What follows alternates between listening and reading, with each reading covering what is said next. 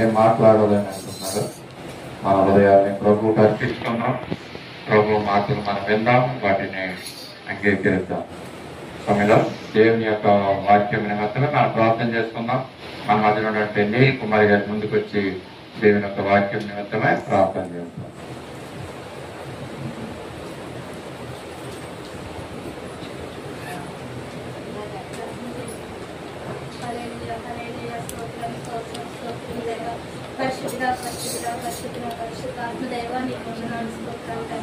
దేవాను గొప్ప దేవుడు తండ్రి, నాయన నీకే స్తుతులు స్తోత్రాలు తండ్రి. మహిమగల తండ్రి, కృపగల తండ్రి, నీ కొందనాలు తండ్రి ప్రభా. దేవాను గొప్ప దేవుడు వేసయ్యా, నీ కొందనాలు స్తోత్రాలు చెల్లిస్తున్నాం తండ్రి ప్రభా. రాజులకు రాజా నీ కొందనాలు, ప్రభువులకు ప్రభా నీ కొందనాలు, వైద్యులకు వైద్య పరమ రక్షకుడా నీకే కృతజ్ఞతాతులు చెల్లించుకొంచున్నాం ప్రభా. దేవాని కొందనాలు ఉన్న పాటను వచ్చే మా దేవుడు వేసయ్యా, నీ కొందనాలు తండ్రి. దేవాన్ని స్తుతులు తండ్రి, లోక రక్షకుడు తండ్రి, లోక పాపాలు మోస్తున్న మా దేవుని గోరు పిల్లాన్ని కొందనాలు, మా కోసం మా పాపాల కోసం తండ్రి నాయన దివి నుండి గొప్ప వచ్చిన మా గొప్ప తండ్రి నీకు స్తుతులు చెల్లించుకుంటున్నాం ప్రభా. తండ్రి గత నెలలన్నీ కాచి కాపాడిన దేవుడు ప్రభా నాయన. మరి నా ప్రభా 9 నెలలు ఎంతో కాచి కాపాడవు నాయన. మరి 10వ నెలలో ప్రభా, మరి 2వ వారంలో నా ప్రభా మమ్మల్ని అందరినీ సజీవ లెక్కలో ఉంచారేస్తాయని కొందనాలు తండ్రి. గత పునరుద్ధానం నుండి పునరుద్ధానం వరకు ప్రభా అయ్యా నీ వాక్యమైన తండ్రి నాయన ప్రభా మన్నాతో ప్రభా మమ్మల్ని తండ్రి నాయన ఎంతగానో కాచి కాపాడారేస్తయ్యా ప్రభా. ఉదయకాల సమయంలో తండ్రి ఇంతవరకు జరిగిన కార్యక్రమాలు అన్నింటిలో ప్రభా నా తండ్రి నాయన మీరే అధ్యత వహించినందుకు నీకు స్తుతులు చెల్లించుకుంటున్నాం నాయన. అయ్యా ప్రభువాన్ని కొందనాలు స్తోత్రములు తండ్రి. ఎన్నిక లేని మమ్మల్ని మీరు ఎన్నుకున్న ప్రభా ఈ స్థానంలో ప్రభా నీ సన్నిధిలో ఉంచినందుకు నాయన నీకు లెక్కలేని కృతజ్ఞతలు చెల్లించుకుంటున్నాం ప్రభా. అయ్యా ఈ దినము తండ్రి నాయన తండ్రి ఏం మాట్లాడుతున్నారో ప్రభా తండ్రి నాయన. అయ్యా మీరు మాట్లాడితే మేము బ్రతుకుతాం ప్రభా. అయ్యా నీ మాటలో జీవం ఉన్నదని నాయన, నీ మాటలో స్వస్థత ఉన్నది ప్రభా, నీ మాటలో తండ్రి జాలి ఉంది ప్రభా నాయన. ఎంతటి మనిషినైనా ప్రభా తండ్రి కరుణించి కాపాడుతండి. ఎంత దుఃఖాన్నైనా తండ్రి నాయన తీర్చే దేవుడు ప్రభా నీ స్తుతులు చెల్లించుకుంటున్నాం ప్రభా. అయ్యా దైవ జనులతో మీరు తండ్రి ఈ దినం ఏ మీరు మాట్లాడతారు ప్రభా తండ్రి. ప్రతి ఒక్క హృదయాలతో మీరు మాట్లాడండి నాయన. ఏ గుండె హృదయంతో వచ్చిందండి, ఏ గుండె ఏ వేదనతో వచ్చింది ప్రభా, ఏ గుండె ఏ దుఃఖంతో వచ్చిందో ప్రభా అప్పుడు తండ్రి మాట్లాడమని నదునని యేసునామములో ప్రార్థిస్తున్నాం తండ్రి. అయ్యా మీరు సహాయం దయచేతండి. అయ్యా నీ సేవకులు 7 ఆత్మతో అభిషేకించండి నాయన.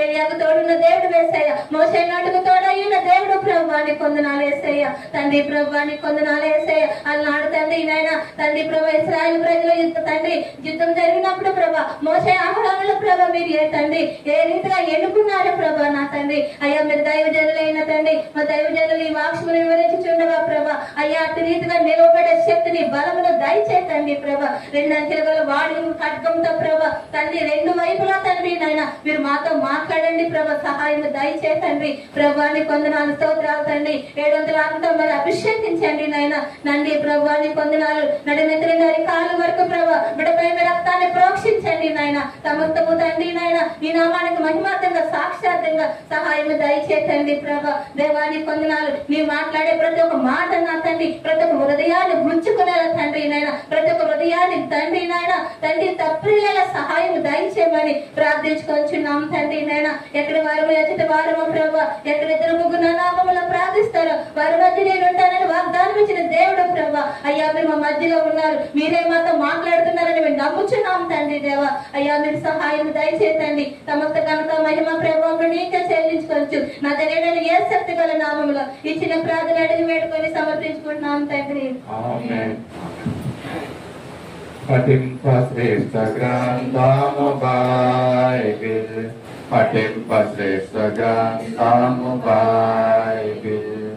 అనుదినం పఠించిన ప్రేమ తోడ నడుపును, ఓ పఠింప శ్రేష్ఠ గ్రంథము Bible. The best book to read is the Bible. The best book to read is the Bible. If you read it every day, it will lead you all the way. Oh, the best book to read is the Bible. Hallelujah.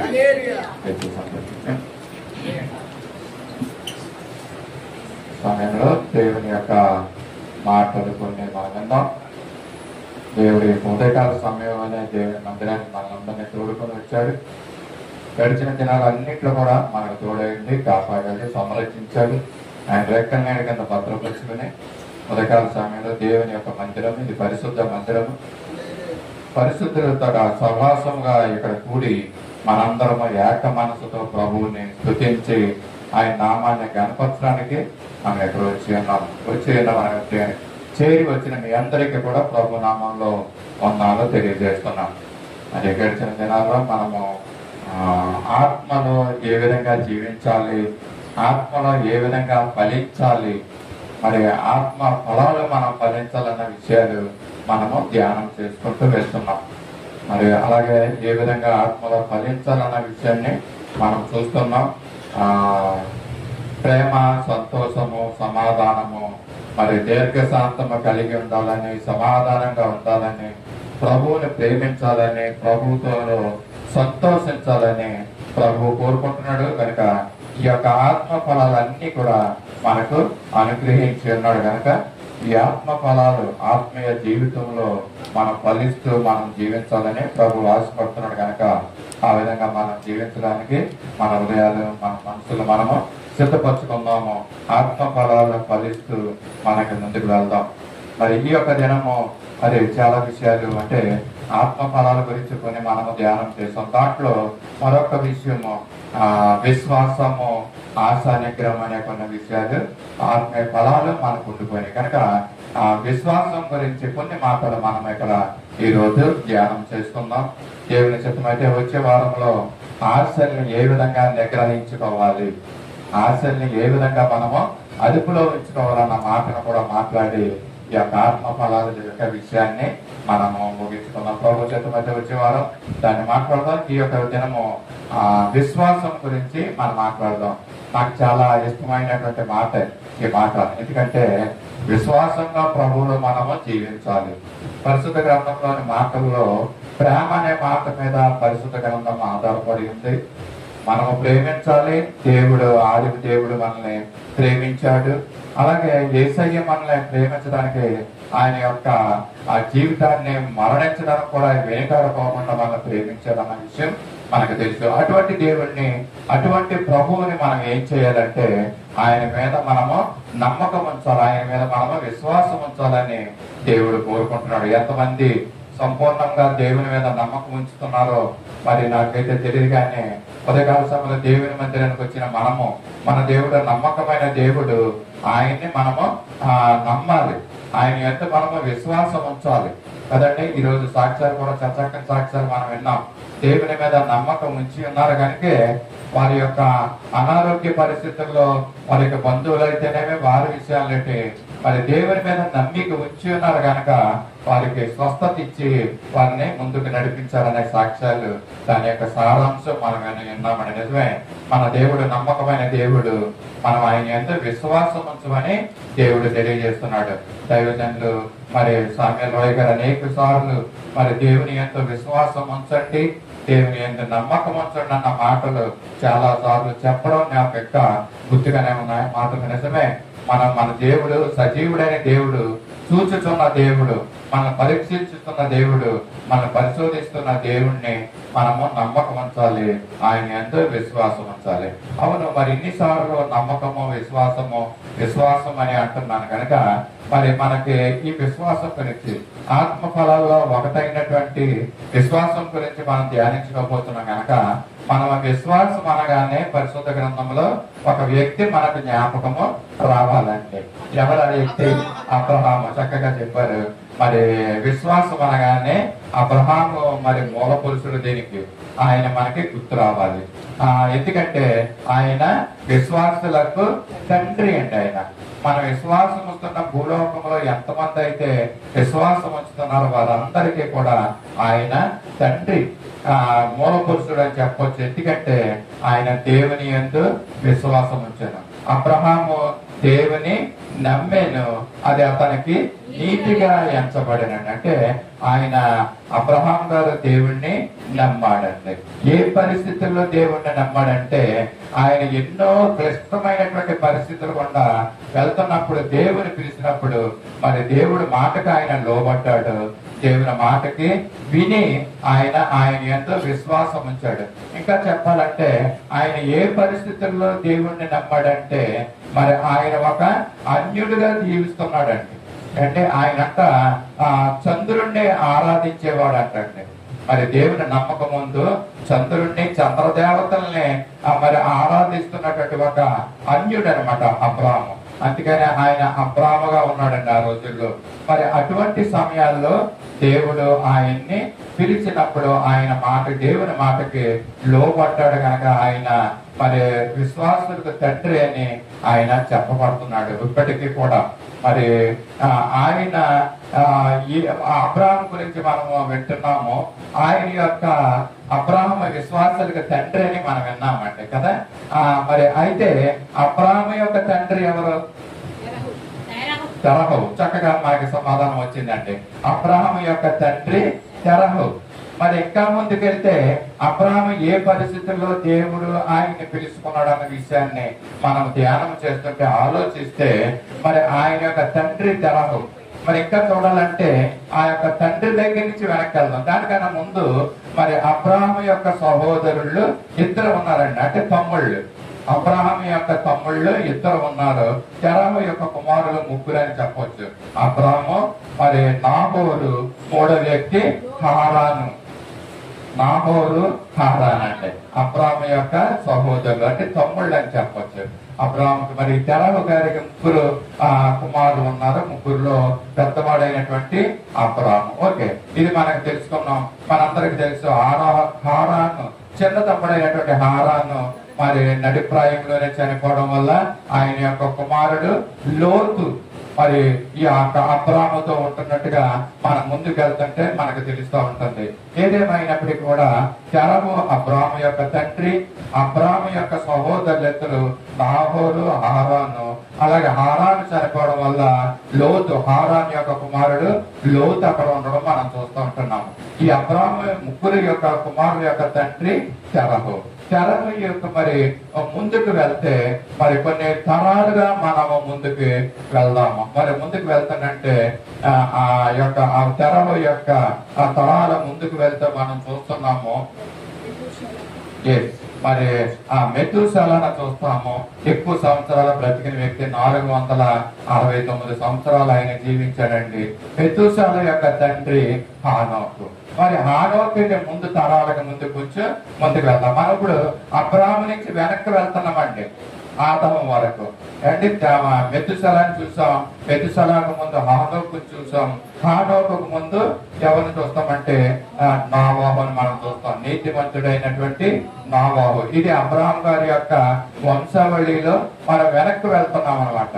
నావాహుకి వెళ్తున్నాం. నావాహు ముందు వ్యక్తి ఎవరున్నారండి? కొంచెం తెలిసిన వ్యక్తి. నావాహు యొక్క కుమారులు ఎవరండి? Same, Ham, యాఫోతు అనే కుమారులు మనం వదిలేస్తాం. ఆ ముగ్గురు కుమారులు సేము వంశం నుంచే మరి యొక్క అబ్రాహాము వచ్చాడు, లేక తెరహు వచ్చాడు అనమాట. సేము, హాము, యాఫోతు యొక్క తండ్రి నావాహు. నావాహు కంటే కొంచెం ముందుకు వెళ్తానంటే ఈ మెతుశెల మరి హానోకు వారు కనిపిస్తా ఉంటారు. అంతకన్నా ముందుకు వెళ్తానంటే మరి ఆదాముని చూడొచ్చు. ఆదాము యొక్క కుమారులు ఎవరండి? ముగ్గురు కుమారులు ఉన్నారు. కయీను, హేబేలు, సేతు అనే మూడో కుమారుడు అనమాట. ఈ సేతు నుంచే ఈ వంశము వచ్చింది అనమాట. సేము, హాము యొక్క కుమారులు ఇద్దరు, కయీను, హేబేలు ఇద్దరు కుమారులు. అలాగే సేతు అనే కుమారుడు కూడా ఆదాముకు పుట్టాడండి. ఆదాముకు ఇంకా కుమారులు, కుమార్తెలు కూడా ఉన్నారండి. దాంట్లో సేతునే మరి దేవుడు ఎన్నుకుని ఈ యొక్క వంశం అలాగా మరి రావడం మనము చూస్తున్నాం. ఇది అబ్రాహాము యొక్క వంశవాడి ముందుకు వెనక్కి వెళ్తుంటే మనం చూస్తూ ఉంటున్నాము. అబ్రాహాము ఈ విధంగా ఉంటున్నప్పుడు అబ్రాహాము యొక్క సహోదరులు అయినటువంటి నాహోరు, హారాను, అలాగే హారాను కుమారుడైనటువంటి లోతు వీళ్ళ ప్రయాణమై, అంటే ఎవరు చెప్పారంటే ఈ యొక్క అబ్రాహాము యొక్క తండ్రి తెరహు ఈ కుమారులను తీసుకుని ఆ యొక్క కుమారుల యొక్క భార్యలు సారాయి, అలాగే నాహోరు యొక్క భార్య మిల్కాని ఈ తెరహు తీసుకుని ముందుకు కానానుకు ప్రయాణమై వెళ్తున్నారంటండి. ప్రయాణమై వెళ్తున్నప్పుడు వాళ్ళు హారాన్ అనే ప్రదేశానికి వచ్చే టైంకి ఈ యొక్క మరి తెరహు చనిపోయాడండి. అబ్రాహాము యొక్క తండ్రి అయినటువంటి తెరహు చనిపోయాడు. ఇప్పుడు పరిస్థితి ఎలా ఉందండి? ప్రయాణాలు ముందుకు సాగుతున్నాయి. ఆ ప్రయాణాలు తెరహు ప్రయాణంగా తీసుకొని వస్తున్నప్పుడు మరి ఆ మార్గ మధ్యలో తెరహు చనిపోవడం అంటే అబ్రాహాము యొక్క తండ్రి చనిపోయాడు. ఇప్పుడు ఆ పెద్ద కుమారుడు అంటే అబ్రాహాము మీద ఈ బరువు బాధ్యతలన్నీ కూడా పడ్డాయండి. ఏ పరిస్థితుల్లో అబ్రాహామును దేవుడు పిలిచాడన్న సందర్భాన్ని మీకు చూపించడానికి ఈ విషయాలన్నీ మీకు తెలియజేస్తున్నాను అనమాట. అన్యుడిగా ఉంటున్నటువంటి అబ్రాహాము, చంద్రదేవతలను ఆరాధిస్తున్నటువంటి అబ్రాహాము, ఇంకా చరిత్ర ఏం చెప్తుందంటే బొమ్మల్ని అమ్ముకుంటూ బ్రతికేవాడు అంటే అబ్రాహాము. ఈ విధంగా ఉంటున్నటువంటి పరిస్థితుల్లో ముందుకు ఎక్కడికి వెళ్లాలో తెలియనటువంటి పరిస్థితుల్లో ఈ అబ్రాహాము ఉన్నాడండి. అబ్రాహాము తోటి సహోదరుడైన నాహోరు ఉన్నాడు. మరి ఆ లోతు కూడా ఆయనతోటి ఉన్నాడు. అబ్రాహాము భార్య సారాయి, గొడ్రాలైనటువంటి సారాయి, మరి సారా ఆయనతో ఉన్నాడు. మరి ఈ విధంగా ఉంటున్న పరిస్థితుల్లో, తండ్రి చనిపోయిన పరిస్థితుల్లో ఏ విధంగా వెళ్ళాలి, ఏ విధంగా జీవనం సాగించాలి, ఎక్కడికి వెళ్ళాలనేటువంటి దిక్కు తోచనటువంటి పరిస్థితుల్లో అబ్రాహాము ఉంటుండగా దేవుడు అబ్రాహామును పిలిచాడంటే, అటువంటి పరిస్థితుల్లో ఉన్నప్పుడు ఏమంటాడంటే మరి నేను చూపించే దేశానికి నీవు వెళ్ళు అనేటువంటి అబ్రాహామును అడిగినప్పుడు మరి ఆయన ఏం చేశాడంటే దేవుని యొక్క మాటకు లోబడి మరి అక్కడి నుంచి బయలుదేరి వెళ్ళడం మనము చూస్తూ ఉంటున్నాం. యెహోవా ఏం చెప్తున్నాడంటే 12వ అధ్యాయంలో ఆదికాండము, నీవు లేచి నీ దేశము నుండి, నీ బంధువుల యొద్ద నుండి, నీ తండ్రి ఇంటి నుండి బయలుదేరి నేను నీకు చూపించే దేశమునకు వెళ్ళమని అబ్రాహాముతో చెప్తున్నప్పుడు అబ్రాహాము ఏం చేశాడండి? నేను మా ఊరు వదిలి వెళ్ళను, మా బంధువుల్ని వదిలి వెళ్ళను అని చెప్పాడండి. అలాగేమి చెప్పకుండా దేవుని యొక్క మాటకి ఒక అన్యుడు, ఇదేంటి సాదృశ్యం చూపిస్తుందంటే తండ్రి అయిన దేవుడు ఒక ఇశ్రాయేలు ప్రజలనే కాదు, మరి క్రైస్తవులే కాదు, విశ్వాసులనే కాదు, అన్యులను కూడా దేవుడు ఏర్పరచుకుంటాడు, అన్యులను కూడా దేవుడు ప్రేమిస్తున్నాడు అనేసి ఇక్కడ నిదర్శనం మనం చూడొచ్చండి. అన్యుడైనటువంటి అబ్రాహామును దేవుడు పిలుచుకున్నప్పుడు దేవుని మాటకు లోబడి ఆయన వచ్చి ఉన్నాడండి. ఈ యొక్క కుటుంబాన్ని అంతటను కూడా మరి తీసుకుని అక్కడి నుంచి వెళ్తున్నాడు. ఒక ప్రదేశంలో ఆయన స్థిరపడిపోలేదండి. ఆయన ఎప్పుడు కూడా ఆయన ప్రయాణము మరి గుడారాలు వేసుకుంటూ ముందుకు సాగుతూ ఉంటున్నాడంటే దేవుని చూపిస్తున్న ఆ స్థలానికి వెళ్తున్నాడు. అబ్రహాము ఎంతగా మరి దేవుని మాటను నమ్మాడు. మరి అందునిమిత్తమే కదండి అబ్రహాము దేవునిని నమ్మాను, అది అతనికి నీతిగా ఎంచబడిందన్న మాట అతనికి మరి సార్థకం చేయబడ్డదండి. ప్రభు మాట మీద నమ్మకం ఉంచాలనేసి ఉదయకాల సమయంలో విశ్వాసం ద్వారా ఈ మాటను ధ్యానం చేసుకుంటూ మనం ఇక్కడ మరి పెట్టున్నాం. మరి అబ్రాహాముని ఆయన ఎంచుకున్నాడంటండి. ఆయన ఎంచుకొని మరి అతని అది నీతిగా, అది గొప్పగా ఎంచుకున్న వస్తున్న పరిస్థితులు మనము చూస్తున్నాం. వెళ్ళమన్న ప్రదేశానికి ఆయన వెళ్ళాడండి. అంతేకాకుండా ఇంకొక పరిస్థితి మనం చూస్తూ ఉంటున్నాము అబ్రాహాము జీవితంలో. మరి నీకు సంతానాన్ని వృద్ధి చేస్తాను, లెక్కలేనంత విస్తారంగా నీ సంతానాన్ని అభివృద్ధి చేస్తానని దేవుడు ఆయనకు వాగ్దానం చేస్తున్నప్పటికీ కూడా మరి ఆయనకి సంతానం ఇవ్వలేదండి. చాలా కాలం అతనికి 100 సంవత్సరాల రమారమే వయసు వచ్చేసింది, వయసు అంతా అయిపోతుంది. అయినప్పటికీ కూడా దేవుడు వాగ్దానం చేసినట్లుగా ఆయనకి సంతానం ఇవ్వలేదండి. ఆఖరికి మరి సారా యొక్క గర్భము ఉడిగినప్పటికీ కూడా మరి దేవుని మీద వారి నమ్మకం ఉంచారండి. అబ్రాహాము దేవుడు ఇచ్చినటువంటి వాగ్దానాన్ని నమ్మాడండి. ఆయన నమ్మాడు కనుక 100 సంవత్సరాల సమయంలో ఆయనకి లేక ఒక కుమారుడిని ఇచ్చాడు. అంటే ఇస్సాకుని ఇచ్చిన కుమారుడిని ఆయన ఏం చేశాడంటే మరలా బలి కోరాడు. నీకు లేక ఇచ్చినటువంటి నీ ఒక్కగానొక్క కుమారుడిని నాకు బలిగా ఇమ్మంటే మళ్ళీ ఎలా ఉంటదండి పరిస్థితులు? అబ్రాహాము యొక్క పరిస్థితులు ఎలా ఉన్నాయో ఇక్కడ మనం చూస్తున్నాం. ఇటువంటి భయంకరమైన అబ్రాహాము వెనక తీశాడండి. దేవుడు నీ ఒక్కగానొక్క కుమారుని బలిగేమన్నప్పుడు ఆయన వెనక తీసుకోకుండా బలిగానే దేవునికి ఇవ్వడానికి సిద్ధపడిపోయాడు. కత్తి కూడా ఎత్తి ఆయనకి బలిగా ఇవ్వడానికి ఆయన సిద్ధపడినటువంటి పరిస్థితులు మనం చూస్తున్నాం. ఎందుకంటే ఆయన దేవుని మాటను నమ్మడండి, దేవుని మీద విశ్వాసం ఉంచాడు. ఇంకా చెప్పాలంటే మరి 100 సంవత్సరాల తర్వాత ఒక్కగానొక్క కుమారుని ఇచ్చిన తర్వాత మరి మరి ఆయన విశ్వాసం బలపడచ్చు. మరి ఇన్ని సంవత్సరాల తర్వాత నాకు కుమారుని ఇచ్చాడు, ఇదిగో ఇప్పుడు మరి బలిగా ఇమ్మంటున్నాడు, మరి నేను ఇస్తాను, వెనకంది నేను వేయను అనేసి మరి ఇవ్వడానికే ముందు సిద్ధపడినట్టుగా మనం చూస్తున్నాం. ఎందుకంటే ఆయనలో ఉన్నటువంటి విశ్వాసము అంత గొప్పదండి. తన కుమారుణ్ణి బలిగా ఇమ్మంటే ఇవ్వడానికి వెనకంజ వేయలేదండి. ఎందుకంటే ఇచ్చిన దేవుడు మరి ఏంటి, మరి ఒకవేళ బలిగా ఇచ్చినా కూడా ఆయన మరలా కుమారుని ఇవ్వడానికి ఆయన సమర్థుడైనటువంటి దేవుడు, శక్తివంతమైనటువంటి దేవుడు అని అబ్రాహాము నమ్మాడండి. అబ్రాహాము విశ్వసించాడు. మధ్యాహ్న కాల సమయంలో దేవుడు మనకి ఈ యొక్క పరిస్థితులు వస్తే ఏ విధమైన పరిస్థితుల్లో అబ్రాహాంకు వచ్చినాయో మనము క్లుప్తంగా ధ్యానం చేసుకున్నాం. అది సంపూర్ణంగా నేను వివరించలేదండి, ఎక్కువ సమయం మరి అక్కడ మరి ప్రయోజనంగా ఉండదు కాబట్టి మనం ఈ విషయాల్ని నేను చాలా క్లుప్తంగా నేను తెలియజేశాను. ఇటువంటి పరిస్థితులు, ఇటువంటి సంఘటనలు మన జీవితంలో మనకు ఎదురైతే ఈ విధంగా మనం దేవుని మీద నమ్మకం ఉంచగలమంటే, ఈ విధంగా దేవుని మీద మన విశ్వాసము ఉంచగలమా? మరి ఒక్కగానొక్క కుమారుని ఇచ్చాడు. అబ్రాహాము అయితే ఎంతో దేవుని మీద నమ్మకం ఉందండి, విశ్వాసం ఉంది. చెప్పాలంటే ఆ విశ్వాసంతో కుమారుని ఇచ్చాడు. మరి దేవుడు ప్రామిస్ చేసినట్టుగా, వాగ్దానం చేసినట్టుగానే అబ్రాహాము సంతానాన్ని లెక్కలేనంత విధంగా మరి ఆయన ఇసుకరేణుల కంటే ఎక్కువ విస్తారంగా మరి ఆయన యొక్క సంతానాన్ని మనము చూస్తూ ఉంటున్నాం. ఈ దినాల్లో దేవుడు ఇచ్చిన వాగ్దానం అప్పుడు నెరవేర్పు ఇప్పుడు జరుగుతుందండి కదండి. ఈ రోజు మరి ఉత్తర ప్రత్యుత్తరాల సమయంలో కూడా ఈ మాట మన జ్ఞాపకానికి వచ్చిందండి.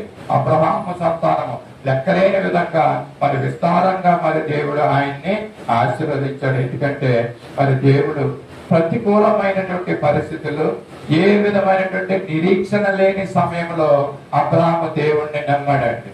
అది గొప్ప సంగతి అంటే ఈ దినాల్లో మనకి ఇవ్వబడినటువంటి కొంచెము ఆ విషయంలో మనము దేవుణ్ణి సంపూర్ణంగా నమ్మలేని పరిస్థితుల్లో మనం ఉంటున్నాం కదండి. ఎవరో కూడా ఇక్కడ కూర్చున్న వాళ్ళు సంపూర్ణంగా దేవుని మీద ఆధారపడి దేవుని మీద విశ్వాసం ఉంచి మరి ముందుకు సాగుతున్న వారు చాలా తక్కువ మంది మనం ఇక్కడ చూడొచ్చు. కానీ దేవుడు మనకు తెలియజేస్తున్న మాటలు ఏంటంటే మరి మన విశ్వాసం ఇంకా మరి సరి అయిన రీతికి లేక సంపూర్ణంగా లేదేమో. మనం సంపూర్ణంగా దేవుని మీద ఆధారపడి అనుకుంటే మరి అబ్రహాముకు చూపించినటువంటి ఆ యొక్క ఆశీర్వాదాలు మన జీవితాల్లో కూడా మనం చూడొచ్చండి కదా. మన నమ్మకము, మన విశ్వాసము సంపూర్ణంగా దేవుని మీద ఉండాలని దేవుడి యొక్క మధ్యాహ్న కాల సమయంలో మనకు తెలియజేస్తున్నాడు. మన విశ్వాసం ఎంత ఉంది, మన నమ్మకం దేవుని మీద ఎంత ఉందంటే అంతంత మాత్రంగానే ఉంటుందండి. సంపూర్ణంగా మనం ఆధారపడలేకపోతున్నాం దేవుని మీద, సంపూర్ణంగా మనం విశ్వసించడం లేకపోతున్నాం దేవుని మీద. ఎందుకంటే మనము పూర్తిగా దేవుణ్ణి మనము అర్థం చేసుకుంటలేదు. మనకి ఆ అవగాహన, ఆ గ్రహింపు మనలో రావట్లేదండి.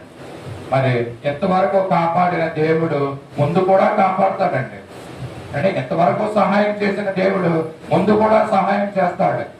ఆశ్చర్య కార్యాలు, అద్భుత కార్యాలు మన జీవితాల్లో చేసే గొప్ప దేవుడు, శక్తివంతుడైనటువంటి ఆ దేవుని మీద మనం సంపూర్ణంగా నమ్మకము, విశ్వాసం ఉంచాలని ఈ మధ్యాహ్న కాల సమయంలో మాటలు మరి దేవుడు మనకి తెలియజేస్తున్నాడు. చూడండి, మరి 100 ఏళ్ల వయసులో దేవుడు మరి అబ్రహాముకు అనుగ్రహించినటువంటి కుమారుని సంతానాన్ని ఇచ్చినటువంటి దేవుడు మన జీవితంలో కూడా అద్భుతాలు చేస్తాడని మనము నమ్మకాన్ని ఆయన మీద మనము విశ్వాసం ఉంచాలి.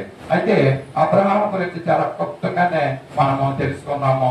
దేవుడు మరి తర్వాత ఏం చేశాడంటే, ఇక నుండి నీ పేరు అబ్రహాము అనబడదు, మరి ఇక నుంచి నిన్ను అనేకమైన సంతానానికి నీకు తండ్రిగా, మూల పురుషుడిగా నేను చేస్తున్నాను, ఇక నుంచి నీవు అబ్రహాము అనబడదు అనేసి ఆయన యొక్క పేరును కూడా దేవుడు మార్చి మరి ఆయన్ని ఆశీర్వదించినట్లుగా మనము చూస్తున్నాం. విశ్వాసం గురించి మనము ధ్యానం చేస్తున్నాం. అబ్రహాము జీవితంలో చేసిన గొప్ప దేవుడు, గొప్ప కార్యాలు మనం నమ్మినట్లయితే మన జీవితంలో కూడా గొప్ప కార్యాలు చేస్తాడు. ఏదైతే నువ్వు అనుకుంటున్నావో ఈ దినాన్ని, ఇదిగో నా జీవితంలో ఈ యొక్క విషయాలు సంపూర్ణం అవడం లేదు, నేను కోరుకుంటున్నాను ఈ పనులు నా జీవితంలో జరగడం లేదు, సంపూర్ణం అవడం లేదు, ఎందుచేతనంటే మనము సంపూర్ణంగా దేవుని మీద మనము విశ్వాసం ఉంచడం లేదు. ఇదేనైనా మన హృదయాల్లో, మన జీవితాల్లో ప్రభువుకు చెప్తాం, ప్రభు చేతుల్లో మన హృదయాన్ని పెడదాం. అవును, ప్రభువుని సంపూర్ణంగా నమ్ముదాం, విశ్వసిద్దాం. ఈ యొక్క సృష్టిని చేసిన సృష్టికర్త గొప్ప దేవుడు, మానవులనే మరి ఆయన స్వరూపంలో చేసుకున్న దేవుడు, నడిపిస్తున్న దేవుడు తప్పకుండా నీ జీవితంలో నా జీవితంలో అద్భుత కార్యాలు చేయడానికి ఆయన ఎంతైనా సమర్థుడండి. మనం ఉంచవలసింది నమ్మకము, సంపూర్ణమైనటువంటి విశ్వాసము ఆయన మీద ఉంచుదాం. విశ్వాసంలో మరి 1-2 విషయాలు మనం ధ్యానం చేసుకుందాం ఈ యొక్క వాక్య భాగంలో నుంచి. విశ్వాసంలో కొన్ని రకాలైనటువంటి విశ్వాసాలు ఉన్నాయంటే రకాలైనటువంటి విషయాలు, డిఫరెంట్ ఫెయిత్ఫుల్ లెసన్స్ గురించి మనం ఈ యొక్క దినాన్ని మనం ధ్యానించి ముందుకు వెళ్దాం. మత్తయి సువార్త 14:31 మనం చూస్తున్నాం. ఇక్కడ ఏంటంటే అల్ప విశ్వాసం అంటే దేవుని మందిరానికి వస్తున్న మనందరం కూడా మరి విశ్వాసమే. మరి ఎంత విశ్వాసం ఉంటుంది మనకి? నిజంగా మనము సంపూర్ణమైనటువంటి విశ్వాసులుగా మనం ఉండగలుగుతున్నామా, లేక అల్ప విశ్వాసులుగా ఉండిపోతున్నామా? ఈ యొక్క భాగంలో ఒక వ్యక్తిని, శిష్యుడేనండి, యేసు ప్రభు యొక్క శిష్యుడు మరి ఎటువంటి విశ్వాసాన్ని కలిగి ఉన్నాడో మనం చూస్తాం. చేయి చాపి పట్టుకొని అల్ప విశ్వాసి అతనితో చెప్పాను, వారు దోణి ఎక్కినప్పుడు గాలి అణిగాను. అంతటా దోణిలో ఉన్న వారు వచ్చి, నీవు నిజముగా దేవుని కుమారుడు అని చెప్పి ఆయనకు మృక్కిరి. అదే చాలా ఇక్కడ చూస్తున్న మాటలు మత్తయి సువార్త 14:31 విశ్వాసంలో అంటే రకాలు మనం చూస్తున్నాం అన్నమాట. అంటే మనుషులు కూడా రకరకాలైన మనుషులు ఉంటారండి కదా. విశ్వాసం అన్నది ఎలాగో ఒక్కటి కాదు, అలాగే మనుషులందరూ కూడా ఒక్కటి కాదండి. మన సామర్థ్యము కొలిది, దేవుని మీద మనము నమ్మకం ఉంచిన కొలిది మన విశ్వాసాన్ని కేటగిరైజ్ చేయొచ్చండి. రకరకాలైనటువంటి విశ్వాసాన్ని మనము డిఫరెన్షియేట్ చేస్తున్నాం ఇక్కడ, మరి తరగతులుగా విభజిస్తున్నాం. మరి అలాగే మనుషులు కూడా రకరకాలైనటువంటి మనుషులు విభజించుకోవచ్చు మనం అండి. ఇక్కడ ఎవరున్నారంటే యేసు ప్రభు యొక్క శిష్యుడు. ఏంటంటే ఇక్కడ యేసు ప్రభు వారే అంటున్నారు. ఏమంటున్నారా? ఓ అల్ప విశ్వాసి అంటే విశ్వాసంలో అల్ప విశ్వాసం కూడా ఉంటది అనమాట అండి. మనం ఏ తరగతికి చెందిన వాళ్ళమో మనం ఇక్కడ మనం చూసుకోవాలి. అంటే యేసు ప్రభుతో ఉన్నటువంటి వ్యక్తి అయినటువంటి శిష్యుడైనటువంటి పేతురే ఒక అల్ప విశ్వాస అని యేసు ప్రభు అంటే మనం ఎక్కడున్నాం అంటే మనం ఏ స్థితిలో ఏ స్టాండర్డ్ లో మనం ఉన్నాం విశ్వాసంలో మనం మధ్యాహ్నకాల సమయంలో మనం గ్రహించుకోవాలంటే. అందుకని ఎంతగా చెప్పాను, సంపూర్ణమైనటువంటి విశ్వాసం మనకి ఉండాలి. ఇక్కడ పేతురికి అల్ప విశ్వాసం ఉందంటే, అల్ప విశ్వాసం అంటే చాలా కొద్ది అయినటువంటి విశ్వాసం, చాలా అల్పమైనటువంటి విశ్వాసం అనమాట. ఆయనకి అల్ప ప్రాణి అంటారండి. ఈ ప్రాణి మరి జీవుల్లో మనం చూస్తుంటే చాలా అల్పమైనటువంటి జీవులు ఉంటా ఉంటాయి, దాని ప్రాణం ఎంతో అల్పమైంది అనమాట. ఇలాగనే నలిపితే అది చనిపోతుంది, చేమలు అవ్వచ్చు, మరొకటి అవ్వచ్చు అండి అల్పమైన ప్రాణులు. అలాగే విశ్వాసుల్లో కూడా అల్పమైనటువంటి విశ్వాసులు ఉన్నారంటండి. అంటే మన విశ్వాసం ఎంత ఉందో ఇక్కడ మనం మెజర్మెంట్ చూసుకోవాలంటే కొలుసుకోవాలి. ఇక్కడ పేతులతో అంటున్నాడు, మరి యేసు ప్రభుల వారు ఆ యొక్క ముందుగానే ఈ శిష్యులు ఒక దోణిలో ముందుకు వెళ్తున్నారండి. యేసు ప్రభు దోణిలో లేడు.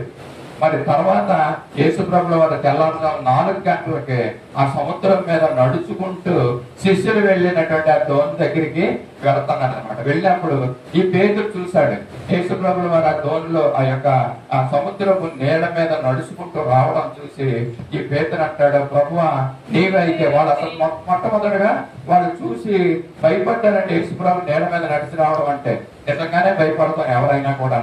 మరి శిష్యులు భయపడ్డారంట, ప్రభువును మరి దెయ్యమోమో ఈ నీడ మీద నడుచుకుని వస్తుందనేసి.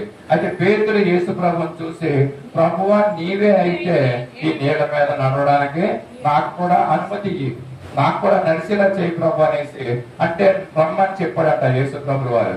మరి ఈ పేతురు ఆ యేసు ప్రభువుని చూసుకుంటూ మరి ఆ నేల మీద నడిచి వెళ్తున్నాడంటే, ప్రభువును చూసినంత వరకు కూడా ఈయన దృష్టి, ఈయన విశ్వాసము యేసు ప్రభు మీద ఉన్నంత సమయం వరకు కూడా ఈయన నేల మీద నడవగలిగాడండి. నేల మీద నడవగలిగాడు. ఎప్పుడైతే ఆయన నేల మీద నడిచేస్తున్నానని చూసుకున్నాడో మరి కిందకు చూసే టయానికి అక్కడ కింద ఏమన్నంటే సముద్రం నీళ్లు ఉన్నాయి. యేసు ప్రభుని చూడటం మానేశాడు, ఇప్పుడు నీళ్ళని చూస్తున్నాడంటే ఆయన భయపడిపోయి ఆయన ఏమయ్యాడంటే నీళ్లలో మునగడం మొదలు పెట్టేశాడండి. మరి అలా మునుగుతున్నప్పుడు భయపడుతున్నప్పుడు యేసు ప్రభు ఏం చేశాడంటే తన చెయ్యిని చాచి పేతురుకి ఇచ్చి చెయ్యి మరి పేతురు నీళ్ళలో నుంచి పైకి లేపినట్టుగా మనం చదువుకున్న భాగంలో మనము చూస్తూ ఉంటున్నామండి. పేతురు యేసు ప్రభుని మీద తన యొక్క విశ్వాసం ఉన్నంత వరకు కూడా ఈయన నీళ్ల మీద కూడా నడవగలిగాడండి పేతురు. అంటే యేసు మనకు తెలియజేస్తున్న మాటలు ఏంటంటే ప్రభువు మీద మన దృష్టి ఉన్నట్లయితే, మన విశ్వాసం ఆయన మీద ఉన్నట్లయితే లోకంలో మనము నడుచుకుని వెళ్ళగలం. సముద్రం అనే ఈ లోకంలో మనం నడుచుకుని వెళ్ళగలము, ఈదగలము. మన దేవుని మీద మన విశ్వాసము ఉండాలని తెలుసు. ఒకవేళ మన ఈ యొక్క లోకంలో మునిగిపోతూ ఉంటున్నామేమో, అలాగ మునిగిపోతుంటే అలాగ భయపడుతుంటే మన విశ్వాసం ఎటువంటి విశ్వాసం అంటే ఇది అల్ప విశ్వాసం. అంటే మనం అల్ప విశ్వాసులుగా మనం ఉంటున్నామేమో. విశ్వాసంలో మరి మొదటిది మనం చూస్తున్నాము ఈ అల్ప విశ్వాసం. అంతేకాకుండా ఇది వ్యక్తిగతమైనటువంటి విశ్వాసం అనమాట. అంటే ఒక వ్యక్తి ఏ విధమైనటువంటి విశ్వాసంలో ఉన్నాడో, యేసు ప్రభు యొక్క శిష్యుడు అయినప్పటికీ కూడా ఒకనొక సమయంలో మునిగిపోయే పరిస్థితులు ఆయన వస్తున్నాయని. నిజమే, మనం కూడా ఈ లోకంలో జీవిస్తున్నప్పుడు, వ్యక్తిగతమైనటువంటి జీవితం మనం జీవిస్తున్నప్పుడు ఈ విశ్వాసం ఎలా ఉంటుంది? మునిగిపోయే స్థితిలో ఉంటున్నామా? దేవుని మందిరంలో ఉంటున్నప్పుడు, దేవుని స్తుతిస్తున్నప్పుడు, ఆరాధిస్తున్నప్పుడు, దేవుని యొక్క మాటలు మనం వింటున్నప్పుడు మన విశ్వాసంలో బలపడుతున్నాం. మంచిదే, ఇది మంచి విశ్వాసమే. మరి ఎప్పుడైతే ఈ మందిరానికి బయటికి వెళ్తున్నామో మన విశ్వాసం ఎలాగైపోతుందని మనకి అల్ప విశ్వాసంలోకి మనం వెళ్ళిపోతున్నాం. బలమైనటువంటి విశ్వాసంలో మనం ఉండలేకపోతున్నాం. నేనేం చెప్తున్నా అంటే మధ్యాహ్నకాల సమయంలో మన విశ్వాసం ఎప్పుడూ కూడా బలమైనదిగా, సంపూర్ణమైనదిగా మన వ్యక్తిగత విశ్వాసంలో మనం జీవించాలి.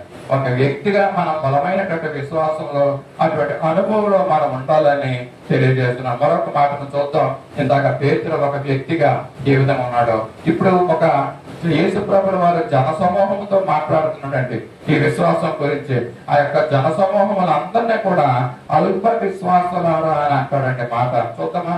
మత్తయి సువార్త 6వ అధ్యాయము 25వ వచనంలో నుంచి 31వ వచనంలో కొన్ని మాటలు ఉన్నాయి. అన్ని మాటలు చదువుతున్నాయి. అందువలన నేను మీతో చెప్పినది ఏమనగా, ఏమి తిందమో ఏమి తాగుదమో అని మీ ప్రాణం కూర్చేయనను, ఏమి ధరించుకుందమో అని మీ దేహం కూర్చేయనను చింతింపకుడి. ఆహారం కంటే ప్రాణమును, వస్త్రం కంటే దేహమును గొప్పవి కావా? ఆకాశ పక్షులు చూడడి, అవి విత్తవు, కోయవు, పొట్టలో కూర్చుకొనవు, అయినను మీ పరలోకపు తండ్రి వాటిని పోషించుచున్నాడు. మీరు వాటికంటే బహుశ్రేష్ఠుడు కారా? మీలో నెవడు చింతింపుడు వలన తన ఎత్తు 3 ఎక్కువ చేసుకోగలడా? ఇక్కడ చూస్తున్నాం కదా.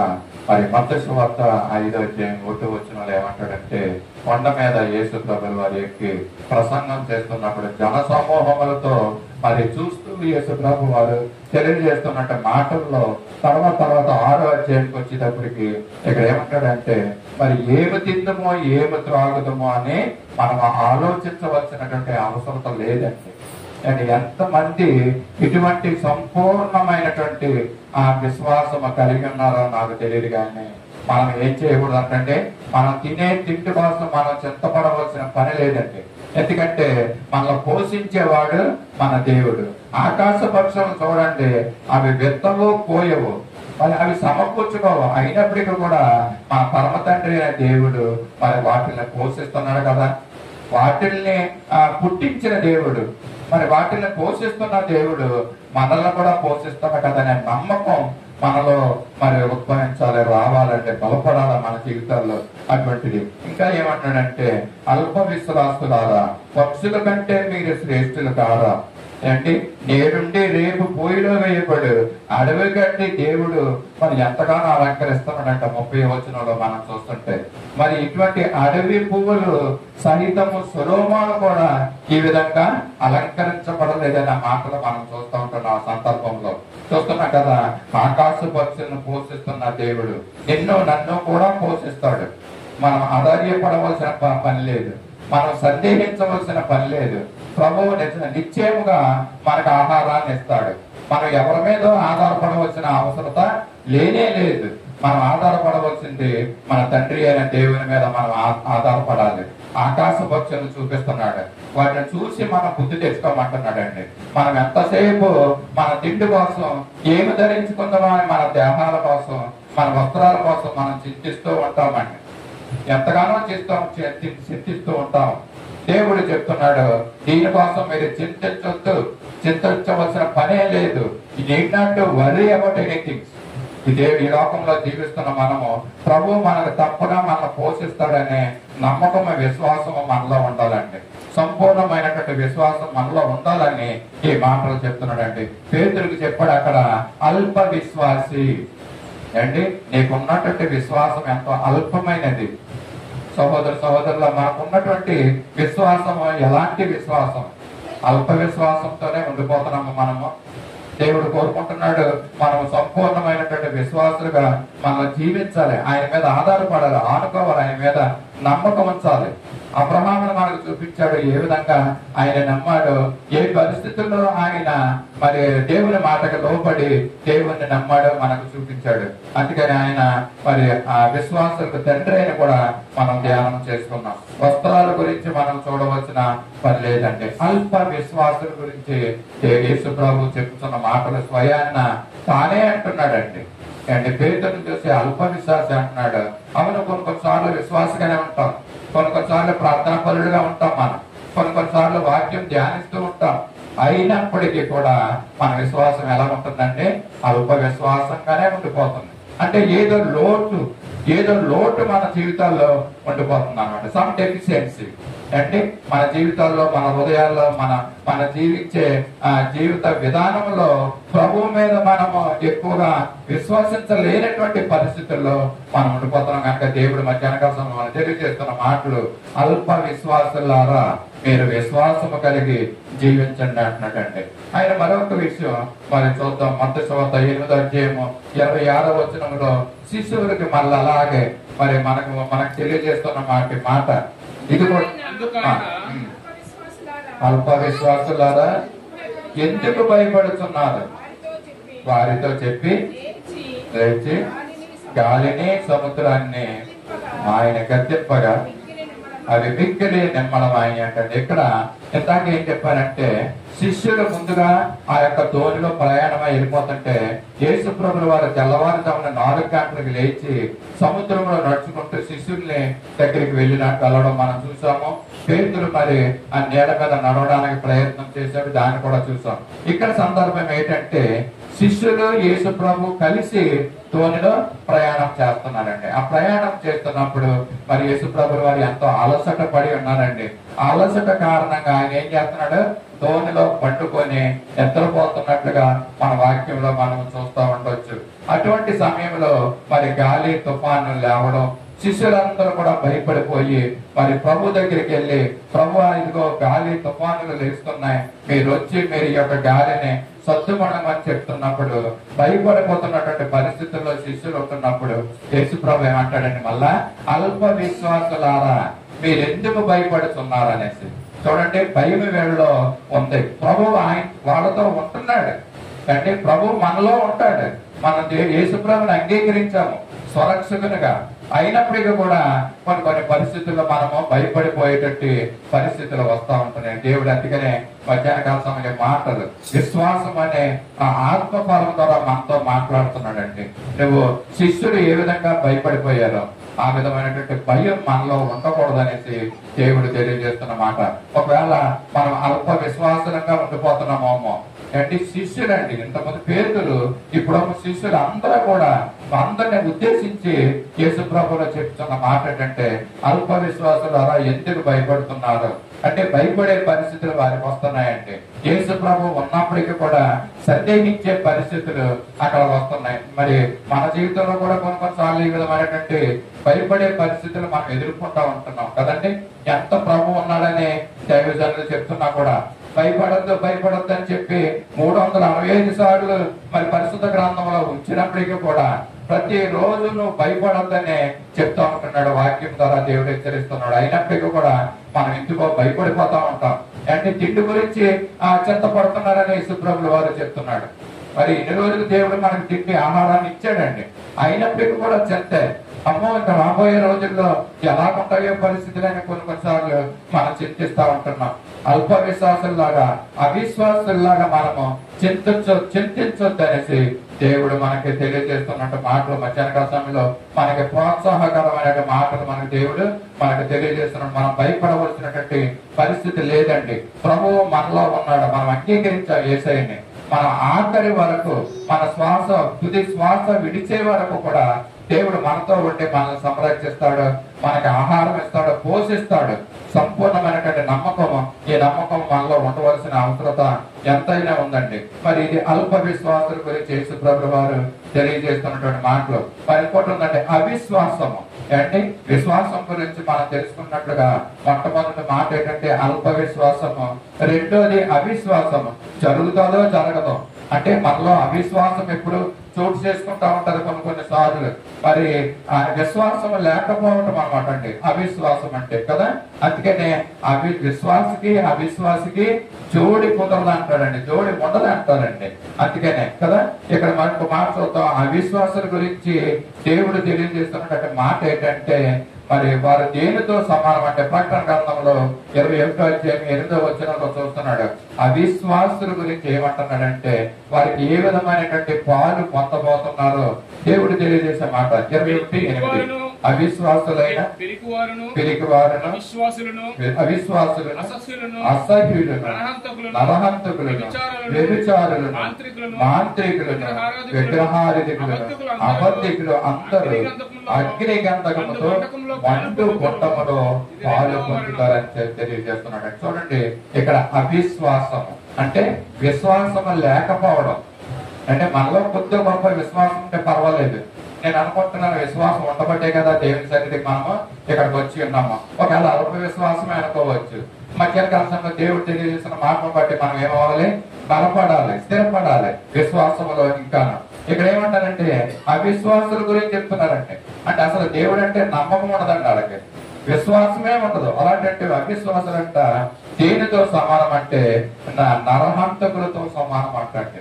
ఒకవేళ దేవుని యందు నీవు విశ్వాసం ఉంచకపోతే, నీ బంధువుల్లో మిత్రుల్లో నీ యొక్క తోటి వారిలో కనుక దేవుని ఎడల నమ్మకం లేకపోయినట్లయితే వారు ఎలాంటి వారు అంటే నరహంతకులతో సమానం అంటే. నరహంతులు ఎక్కడికి వెళ్ళిపోతారు? నరహత్య చేసేవాళ్ళు నరకానికి వెళ్ళిపోతారండి. ఈ అవిశ్వాసాలు కూడా మరి నరహంతకులతో సమానంగా మరి నరకానికి వెళ్ళిపోతారంటే విశ్వాసం ఉంచకపోతే. ఇంకా ఎవరున్నారంటే ఇక్కడ విగ్రహారాధికులు, మాంత్రికులు కూడా నరకానికి వెళ్ళిపోతారని ఇక్కడ లిస్టు రాసి వచ్చారండి. అగ్ని గంధకములతో మండు కొండముల వాళ్ళు పాలు పంపులు పొందుతారు, దాంట్లో వాళ్ళు పడవేయబడతారంటండి. వ్యభిచారులు వీళ్ళందరితోటి కలిపి విశ్వాసం లేని వారు కూడా, అంటే దేవుడు అంటే నమ్మని వారు, మరి ఈ యొక్క నరహత్య చేసేవాళ్ళు అంటే మర్డర్స్ చేసే వాళ్ళతో సమానంగా ఈ విశ్వాసం లేని వారిని కూడా దేవుడు ఏం చేస్తాడంటే నరకంలో పడేస్తాడంటే, అగ్ని గంధకాలతో మండే మొండంలో ఇక్కడ పడవేస్తారంటే. ఒకవేళ మనం అనుకోవచ్చు, మనం చూస్తున్నాం దేవుడు అంటే నమ్మకం లేకుండా, దేవుడు అంటే భక్తి లేకుండా జీవించేవారు అనేక మంది ఉన్నారంటే వారందరూ కూడా నరకానికే పాత్రులని మనం తెలియజేస్తున్నాం. నరహత్య చేసేవాళ్ళండి, నరహత్య చేసేవాడిని ముందు అది మరణానికంటే ముందు ఏమవుతుందండి? వాడిని ఎవరన్నా నరహత్య చేస్తే ఏం చేస్తారు? వాడిని యావజ్జీవ కారాగార శిక్ష చేస్తారు వాడికి. అంటే బ్రతికున్నంత జీవితకాలం అంతా కూడా వాడు జైల్లో ఉండవలసిందే. చెప్పాలంటే వాడు చనిపోయినోడితో సమానం అన్నమాట. ఇక్కడ మర్డర్ చేసిన వాడు, నరహత్య చేసిన వాడు, ఈ విధంగా దేవుని యందు విశ్వాసం లేనివాడు కూడా, అవిశ్వాసి కూడా వీడిలాగే మరి మా యొక్క నరకానికి పాత్రుడని ఇక్కడ తెలియజేస్తుందండి. ఇంకెవరి చూసుకోవాలంటే విగ్రహారాధికులు, విగ్రహారాధన చేసేవాడు కూడా ఇదేనంటండి. నరహత్య చేసేవాడితో సమానం అంటాడు. నువ్వు మర్డర్ చేయక్కర్లేదు, విగ్రహారాధక దగ్గరికి వెళ్ళిన, విగ్రహారాధన చేసిన నువ్వు నరకానికి పాత్రుడేనంటండి. ఎవరితోటి మర్డర్ చేసిన వాడితో సమానం అనమాట. అంటే అవిశ్వాసంగా ఉన్నా కూడా అంతే సమానమైనటువంటి శిక్షను అనుభవించవలసిందనేసి ఇక్కడ తెలియజేస్తున్నారు అవిశ్వాసం గురించి. విశ్వాసులు, సంపూర్ణమైనటువంటి విశ్వాసులు, మరి అల్ప విశ్వాసులు, అలాగే అవిశ్వాసుల గురించి మనం బహుక్లుప్తంగా మనం తెలుసుకుంటున్నాం. మరొక మాట చూద్దాం దేవుని గురించి. మార్కు సువార్త 6వ అధ్యాయం 5వ వచనంలో ఏమంటున్నాడంటే, మరి అందువలన కొద్ది మంది రోగుల మీద చేతులుంచి వారిని స్వస్థపరచుట తప్ప మరే అద్భుతమును ఆయన అక్కడ చేయలేకపోయాను. ఆయన వారి అవిశ్వాసమునకు ఆశ్చర్యపడేటటువంటి యేసు ప్రభుల వారు అంటే మనుషుల్లో ప్రజల్లో ఉన్నటువంటి అవిశ్వాసము ఎంతో మరి ఇక్కడ చూస్తున్నాం కదండి. అక్కడ ఎన్నో అద్భుతాలు చేస్తున్నాడంటే యెరూషలేము పట్టణంలో యేసు ప్రభుల వారు. అయినప్పటికీ కూడా వాళ్ళు ఏమన్నారంటే ఈ ఎవరో ఇన్ని అద్భుతాలు చేస్తున్నాడు, చనిపోయిన వారిని లేపుతున్నాడు, కాళ్ళు లేని వారికి కాళ్ళు ఇస్తున్నాడు, వారి పండ్లు లేని వారికి పండ్లు ఇస్తున్నాడు, ఇన్ని ఆశ్చర్యకార్యాలు ఎలా చేయగలుగుతున్నాడు, ఈయన మరియ కుమారుడు కాదా, ఈయన సహోదరులు మనతో లేరా అంటే యాకోబు యేసైన వారు వీళ్ళందరూ మనతో లేరా, మరి ఇటువంటి వ్యక్తి ఎలాగ అద్భుతం చేస్తున్నారని వాళ్ళు ఆశ్చర్యపడుతున్నారంటే ఆశ్చర్యపడుతున్నారు కానీ యేసు ప్రభుని వాళ్ళు నమ్మడం లేదంట, వాళ్ళు విశ్వాసించడం లేదంట యేసు ప్రభుని దేవుడిని, మరి దేవుని కుమారుడుగా వాళ్ళు అంగీకరించడం లేదంటండి. అక్కడ ఉన్నటువంటి ప్రజలు వారి యొక్క హృదయ కాఠిన్యాన్ని మరి యేసు ప్రభు చూసి మరి వారి అవిశ్వాసం నిమిత్తం అక్కడ యేసు ప్రభు వారు ఆశ్చర్యపోతున్నాడు అంటండి. అవునండి, మనం కూడా ఈ లోకంలో మరి దేవుని గురించి అనేకమైన విషయాలు మనం వింటున్నాం కదండి. ఎన్నో అద్భుత కార్యాలు మనం చూసాము, వింటున్నాము. పరిశుద్ధ గ్రంథంలో నుంచి ఎన్ని కార్యాలు మనం వింటున్నా కూడా ప్రభువు మీద మనము పూర్తి అయినటువంటి విశ్వాసాన్ని మనం ఉంచుకోలేకపోతున్నాం, నమ్మకం ఉంచడం లేదండి. ఏదో కొంచెం విశ్వాసం ఉంచుతున్నామో మిగతాదంతా మనకి ఇష్టం వచ్చినట్లుగా మన జీవితాన్ని మనం జీవిస్తూ ఉంటున్నాం. ఇటువంటి పరిస్థితుల్లో మనం ఉంటున్నాం. ఆ రోజుల్లో కూడా మరి యేసు ప్రభు జీవిస్తున్నప్పుడు అద్భుత కార్యాలు చేస్తున్నప్పుడు ఆ ప్రజలు దేవుణ్ణి నమ్మలేదండి. అందుకని యేసు ప్రభు అంట వారి అవిశ్వాసములకు ఆశ్చర్యపోయాడంట. యేసు ప్రభు కూడా ఆశ్చర్యపడే పరిస్థితులు అక్కడ వచ్చినాయి అంటాడు. ఎందుకంటే మనుషులు నమ్మడం లేదండి ఆయన. మనం కూడా అంతే కదా, ఈ దినాల్లో మరి దేవుణ్ణి సంపూర్ణంగా నమ్మడం లేదు. యేసు ప్రభు ఉన్నాడు, ఓకే, ఆయన దేవుడా, తండ్రి కుమారుడా, అవును, ఈ లోకానికి వచ్చాడా, వీళ్ళ సేవకులు చెప్తున్నారు, ఓకే, బాప్తిసం తీసుకోవాలా, తీసేసుకుందాం, పర్వాలేదు, మనకు వీలున్నప్పుడు ఆదివారం వెళ్దాం, వీలు లేనప్పుడు మానేద్దాం, పర్వాలేదు. ఇదండి మన విశ్వాసం. సంపూర్ణంగా దేవుని మీద మన నమ్మకం ఉంచలేనటువంటి పరిస్థితులు అనమాట. ఆ రోజుల్లో కూడా అలాగే ఉన్నారండి వాళ్ళు కూడా. యేసు ప్రభువును కళ్ళారా చూస్తున్నప్పటికీ కూడా సంపూర్ణంగా నమ్మలేనటువంటి పరిస్థితులు. వీళ్ళు ఎవరంటే వీళ్ళ అవిశ్వాసాలండి. విశ్వాసం మనం ఉంచలేనటువంటి వారు అనమాట అండి అవిశ్వాసులు. ఇంకొక విశ్వాసం చెప్పి నేను ముగింపులోకి వెళ్తాము. మరి ఒక భయంకరమైనటువంటి విశ్వాసం ఏంటంటే ఇది దెయ్యాల విశ్వాసం అంటండి. విశ్వాసము, అల్ప విశ్వాసము, అవిశ్వాసము, దెయ్యాల విశ్వాసం అండి. దెయ్యాల విశ్వాసం ఎందుకంటే దెయ్యాలు కూడా దేవుణ్ణి నమ్ముతున్నాయి. మనకు తెలిసే మాట, దెయ్యాలు ఏ విధంగా అయితే యేసు ప్రభువుని నమ్ముతున్నాయో ఆ విధంగా మనం కూడా నమ్ముతున్నాం. మన నమ్మకం అలాగే ఉంటుందండి. ఇలా గట్టిగా చెప్తున్నానని మీరు ఏమి ఫీల్ అవ్వకండి, ఎందుకంటే చెప్పవలసిన సమయం ఇది కనుక. నిజమే, మన విశ్వాసం ఇలాగే ఉంటుందండి. దెయ్యాలు కూడా నమ్ముతున్నాయి, మనం కూడా నమ్ముతున్నాం. అంటే అంత విశ్వాసం మాత్రమే మనం ఉంటుందండి.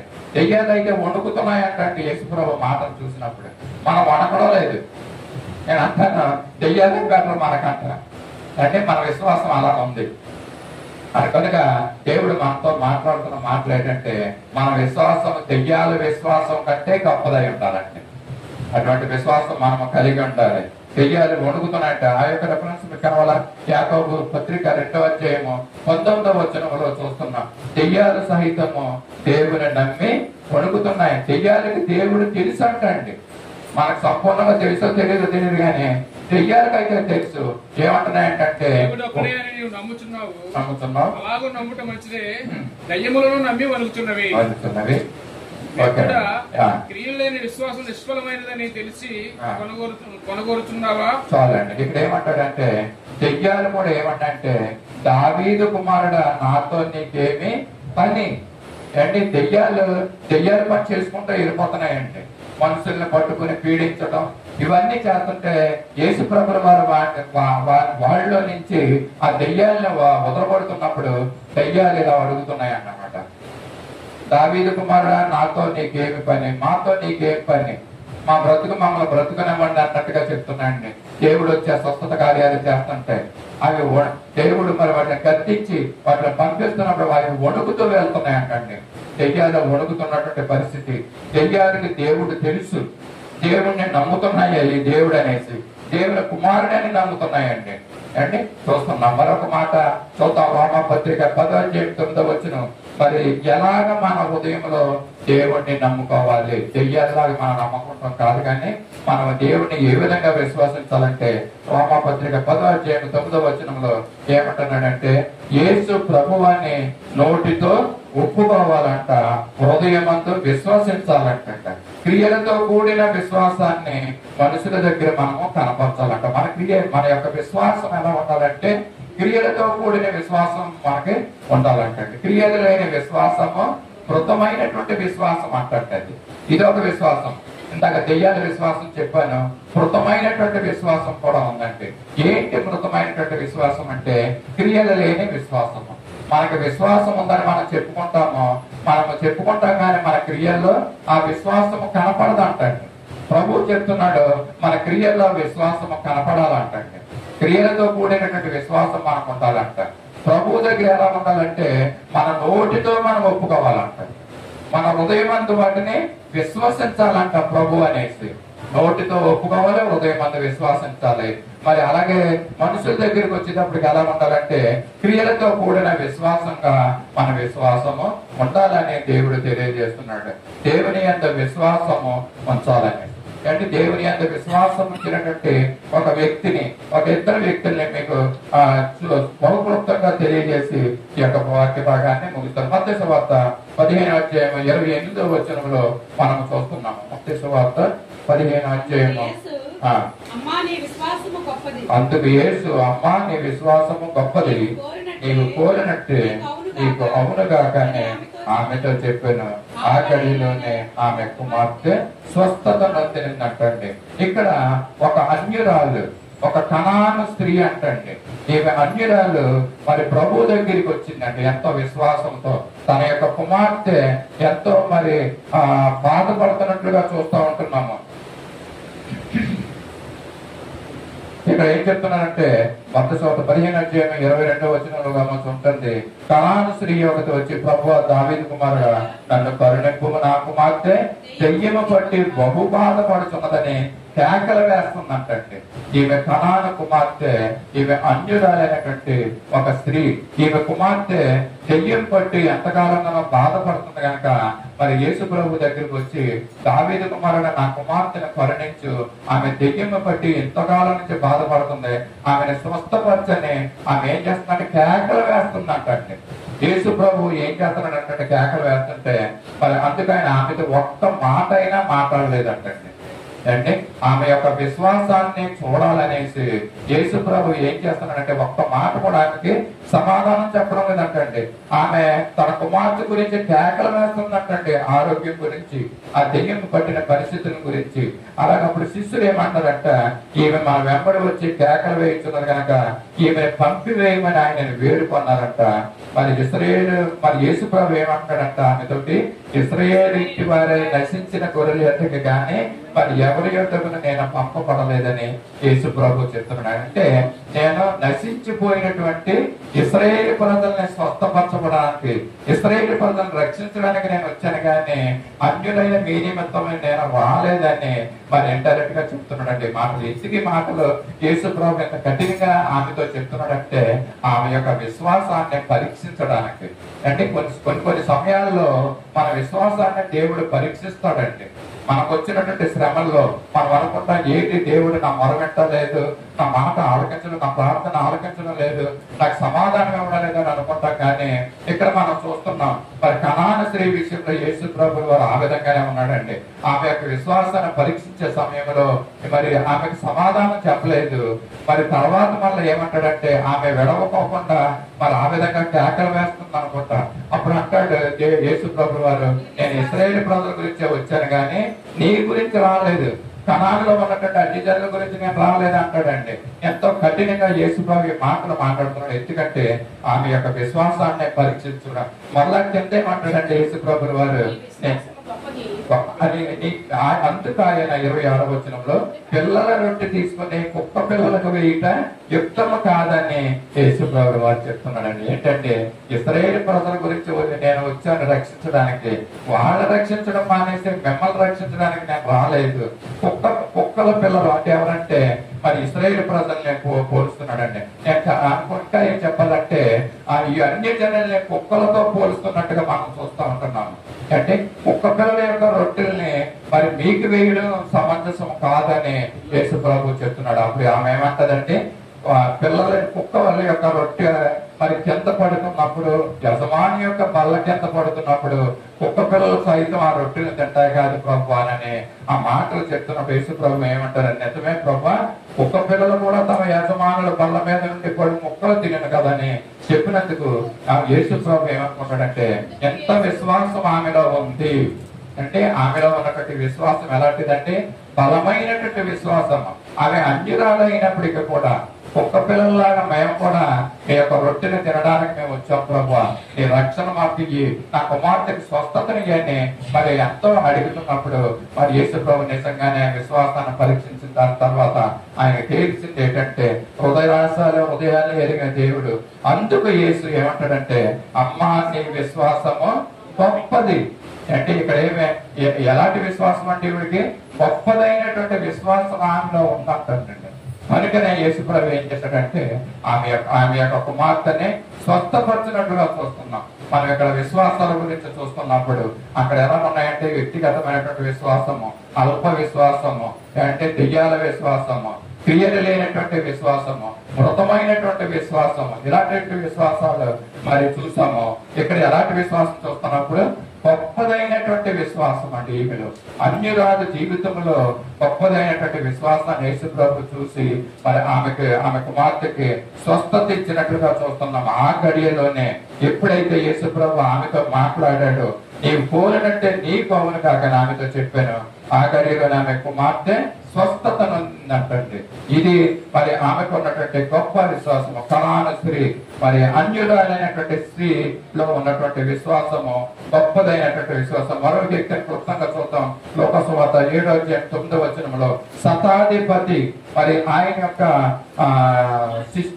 యొక్క సేవకుడు గురించి మరి ఇక్కడ మనము చూస్తూ ఉంటాం. శతాధిపతి అంటే మంది సైనికుడికి అధిపతి అనమాట. చదవండి. యేసు ఈ మాటలు విని అతని గురించి ఆశ్చర్యపడి తిరిగి ఇశ్రాయేలులోనైనా ఎంత గొప్ప విశ్వాసం నేను చూడలేదని చెప్తున్నాడు. అంటే శతాధిపతి ఆయన ఏమంటాడంటే యేసు ప్రభు దగ్గరికి వెళ్ళి ఆయన దగ్గర శతాధిపతి దగ్గర ఉన్నటువంటి మనుషుల్ని యేసు ప్రభు దగ్గరికి పంపిస్తాడండి. నా దాసుడికి మరి అనారోగ్యం ఉంది, నీ మాట సెలవియ్యి ఆయన స్వస్థపడతాడని సెలవంటికి అడగడానికి మనుషులు పంపిస్తే మరి ఆ యొక్క ప్రజలు, యూదులైనటువంటి ప్రజలు యేసు ప్రభు దగ్గరికి వచ్చి ఏం చెప్తారంటే, ఈ శతాధిపతి మరి చాలా మంచి వ్యక్తి అండి, మన యొక్క ఆ మందిరాన్ని అక్కడ నిర్మించాడు, మరి ఎంతో మంచి వ్యక్తి అని చెప్పినప్పుడు మరి యేసు ప్రభుని రమ్మని బలవంతం చేసినప్పుడు ప్రభువు ఆ యొక్క శతాధిపతి ఇంటికి బయలుదేరి వస్తున్నప్పుడు శతాధిపతి దూరం నుంచే చూసి ఏమంటాడంటే, మరి ఆ ప్రభువు నువ్వు మరి శ్రమ తీసుకోవద్దు, మరి నా ఇంటికి రావడానికి నేను అర్హుడను కాను, అలాగని నీ దగ్గరికి రావడానికి నేను అర్హుడను కాను. ఎంతగా దక్కించుకుంటున్నాడో శతాధిపతి అయినటువంటి ఈ వ్యక్తి. మరి యేసు ప్రభు ఎంత విశ్వాసం ఉన్నటువంటి వ్యక్తిని శతాధిపతిని చూసి అంటాడు ప్రజల వైపు తిరిగి, ఈ ప్రజల్లో ఎంత మరి విశ్వాసం ఉన్నటువంటి వ్యక్తిని, ఎంత గొప్ప విశ్వాసం ఉన్నటువంటి వ్యక్తిని ఇశ్రాయేలులో నేను చూడలేదన్న మాటనే మనం ఇక్కడ చూస్తుంటాం. ఎంత గొప్ప విశ్వాసం శతాధిపతులనండి. కనాను అన్యశ్రీలో మరి ఆ గొప్ప విశ్వాసాన్ని చూడగలిగాడు యేసు ప్రభు.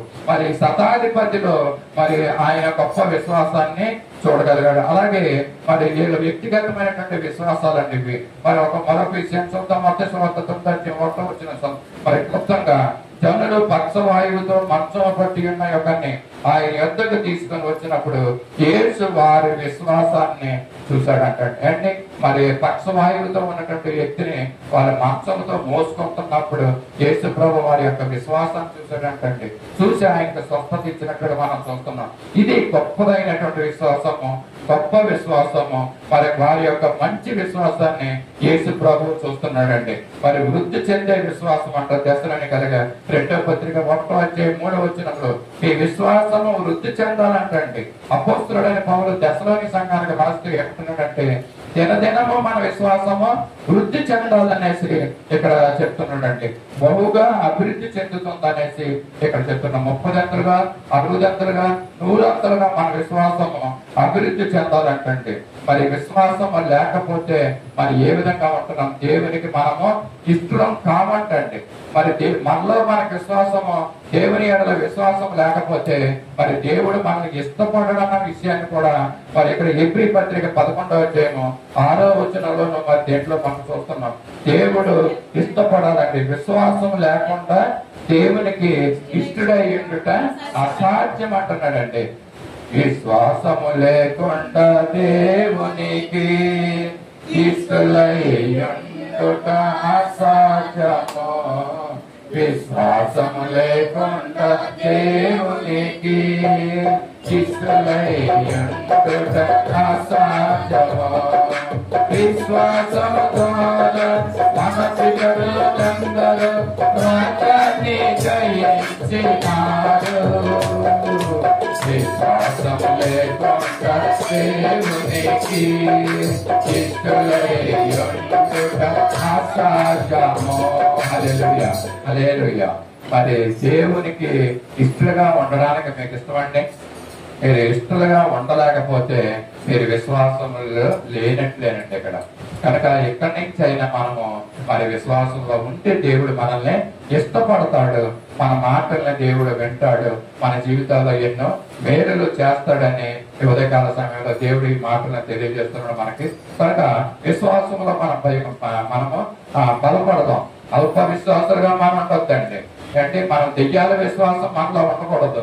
అంటే క్రియలు లేనటువంటి విశ్వాసం మనలో ఉండకూడదు. కానీ మన విశ్వాసం ఎలాగంటారంటే మన వ్యక్తిగతమైనటువంటి విశ్వాసము, గొప్పదైనటువంటి విశ్వాసం మనలో ఉండాలంటే కనాను స్త్రీలులాగా, శతాధిపతులులాగా మన విశ్వాసాన్ని దినదినము వృద్ధి చెందించుకుందాం. ఒకవేళ ఇప్పుడు మనం అల్ప విశ్వాసాలుగా ఉండిపోయేమేమో, మన విశ్వాసాన్ని మనం వృద్ధి చెందించుకుందాం. దేవుడంటే కృప మనకు అనుగ్రహించి మన బలమైనటువంటి విశ్వాసంలో మనకు ముందుకి నడిపించాలని కోరుతూ ఈ మాటలు నేను ముగిస్తున్నాను. ప్రార్థన చేసుకుందాం, కళ్ళు మూసుకుందాం. మమ్మల్ని అతిమిక్కిగా ప్రేమించిన మా పనులకు తండ్రి, పరిశుద్ధుడైన దేవా, ప్రేమ నమ్మకం కొడుకుల రాజా, ఈ పరిశుద్ధ పదాలకు వందనాలు స్తోత్రాలు చెల్లించుకుంటున్నాం. విశ్వాసులకు తండ్రి అయినటువంటి అబ్రహాముని మా ముందుంచావయ్యా. అవును, ప్రతికూలమైనటువంటి పరిస్థితుల్లో, ఎంతో క్లిష్టమైనటువంటి పరిస్థితులు ఆయన ఉంటున్నప్పటికీ కూడా నీ మాటను విన్నాడు, నీ మాటకి లోబడి నువ్వు వెళ్ళమన్న స్థలానికి ఆయన వెళ్ళి ఉన్నాడు మా ప్రభు. అలాగే మా జీవితంలో మేము కూడా నీ మాటకు లోబడి మంచి విశ్వాసంలో జీవించడంలో సహాయం చేయండి.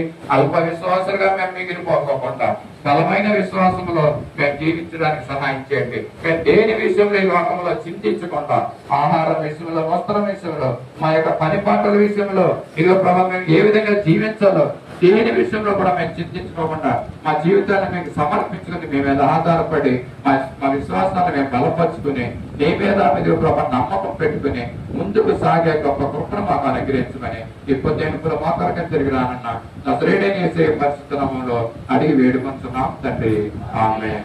నిలబడదాం. పరలోక ప్రార్థన ఆశీర్వాదంతో పరలోకమందున మా తండ్రి, ఈ నామం పరిశుద్ధపరచబడిన గాక, ఈ రాజ్యం వచ్చిన గాక, ఈ చిత్తం పరలోకమందు నెరవేర్చినట్టు భూమి ఎందున నెరవేరిన గాక, మాకు కావాల్సిన తెచ్చేయండి. క్షమించిన ప్రకారం మమ్మల్ని శోధనలో చెప్పించండి. ఎందుకంటే రాజ్యము, బలము, మహిమ నిరంతరం నీవన్నావు తండ్రి, ఆమేన్. మన పరమ తండ్రి అయిన దేవుని దివ్యమైన ప్రేమ, మన ప్రభువును రక్షకుడినే క్రీస్తు యేసు యొక్క కృప, సర్వసత్యములకు నడిపిస్తున్న పరిశుద్ధాత్మని యొక్క అన్యోన్య సహవాసము, కాపుదల, సంరక్షణ, సన్నిధి, సమాధానము తలలు వంచిన మనందరికీ, మన కుటుంబాలకు, మన సంఘమునకి, సార్వత్రిక సంఘమునకు ఇప్పుడు ఎల్లప్పుడు సదా తోడేయండి, కాపాడును గాక. ఆమేన్. ఆశీర్వాదం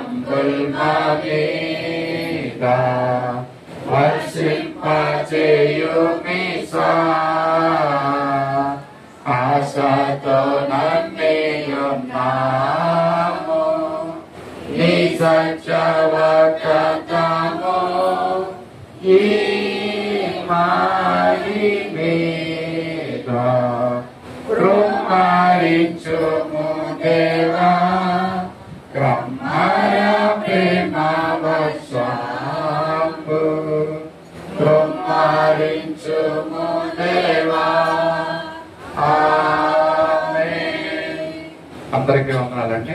స్వస్థత ప్రార్థన కావాల్సిన దయచేసి ముందుకు వచ్చినట్లయితే సొంతం గారి మీ నిమిత్తమే ప్రార్థన.